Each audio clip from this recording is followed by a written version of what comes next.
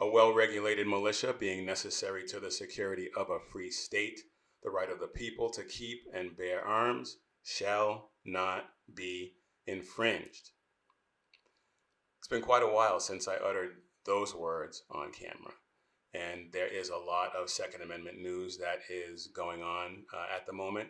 And we will get to most of it. We won't get to all of it, obviously, but we will get to most of it. But when I saw this story, it brought a smile to my face, and I knew I wanted to talk about it first.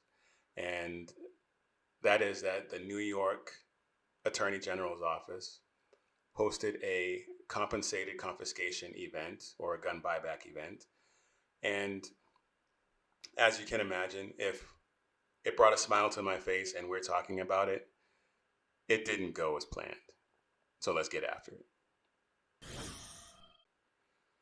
Back in August, the New York State Attorney General, Letitia James, yes, that Letitia James, the one who is currently going after Donald Trump and his children, her office, in conjunction with the Utica Police Department, hosted a compensated confiscation event, or a gun buyback event, as they like to call it.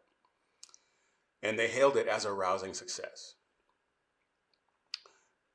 There are a few problems with that assessment, and we're only going to get into a couple of them here. The first of which, and the most obvious, is they just don't work.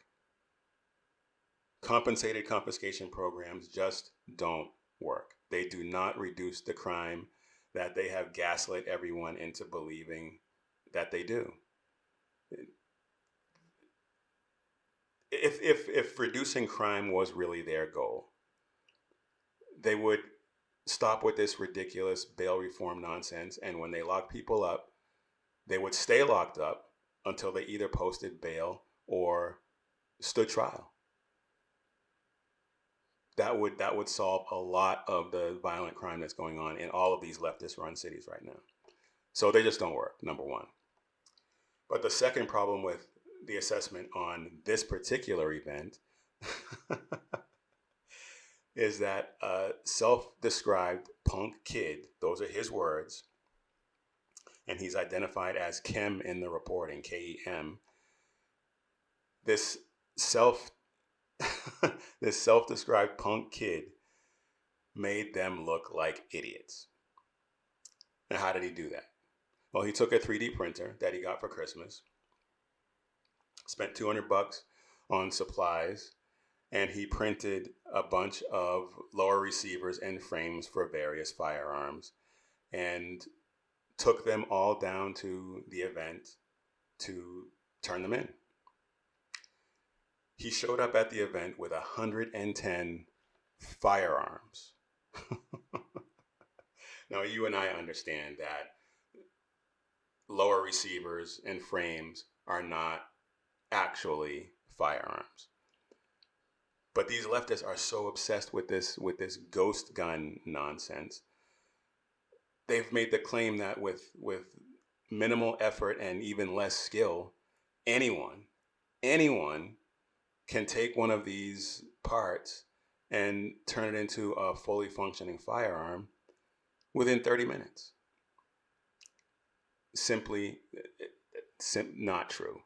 Just not true. Now, when he showed up and they saw the size of the tote he was carrying, they asked him how many firearms he had, and he told them he had 110. Now, this is from a local station reporting on the story. This began a haggling and negotiating session with Attorney General's office staff that lasted all day long. And it ended with a guy and a lady from the budget office finally coming around with the 42 gift cards and counting them in front of me, said Kem. $21,500 gift cards. Oh, that is awesome. Well done, Kem, or whatever your name is.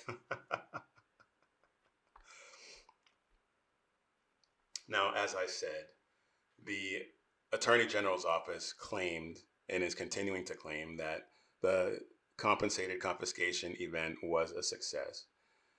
And they got 296 guns off the street.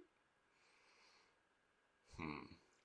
Now, we've already talked about the 110 firearms that Kem turned in. And there were 33 other non-functioning firearms that were turned in by various other people. That's nearly half of the guns that they collected, the so-called alleged guns that they collected.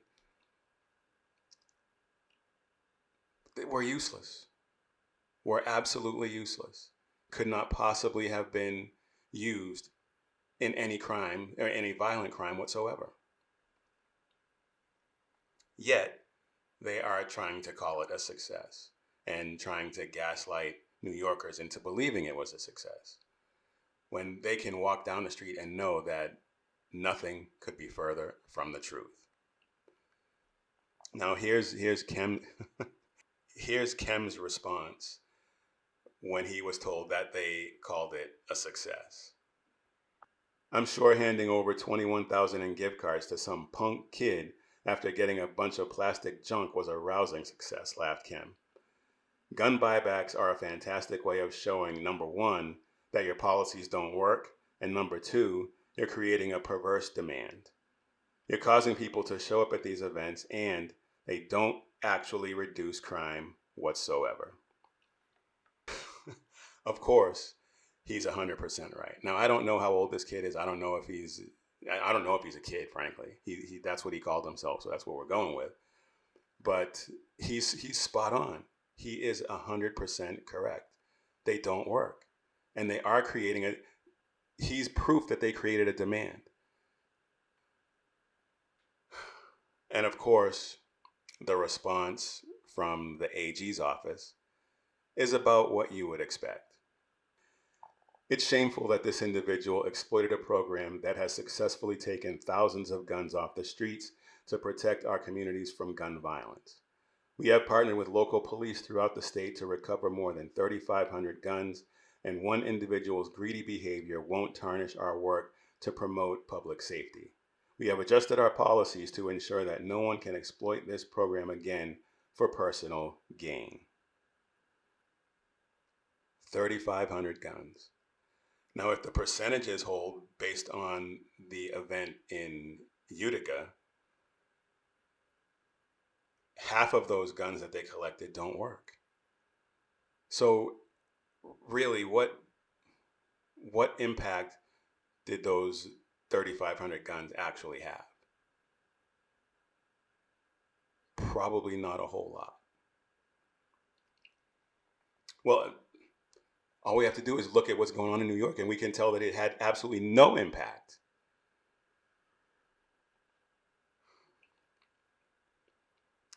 Now, the only way that they can possibly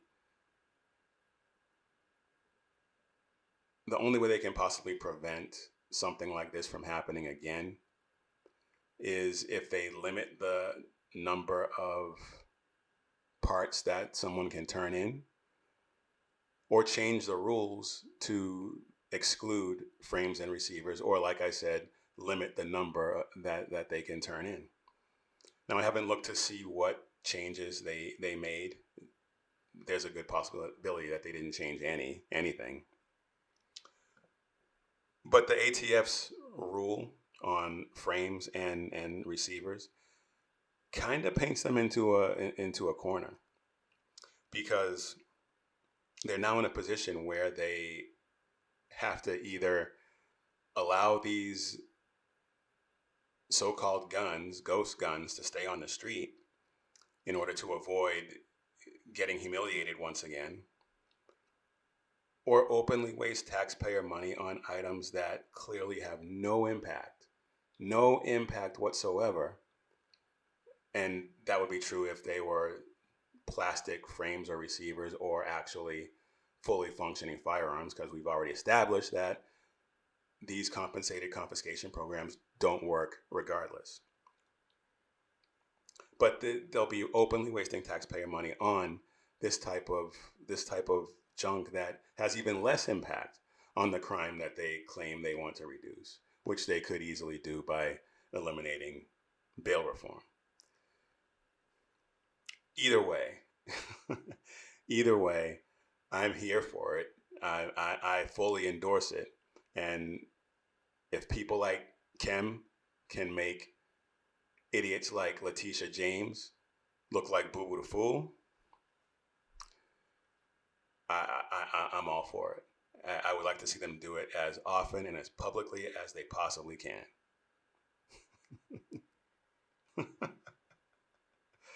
Anyway, folks, that's all I got for you right now. It has never been more crucial for you to keep your head on a swivel, to keep you, your family, your friends, your loved ones safe. Do that, and we'll see you next time here on the Liberty Cast.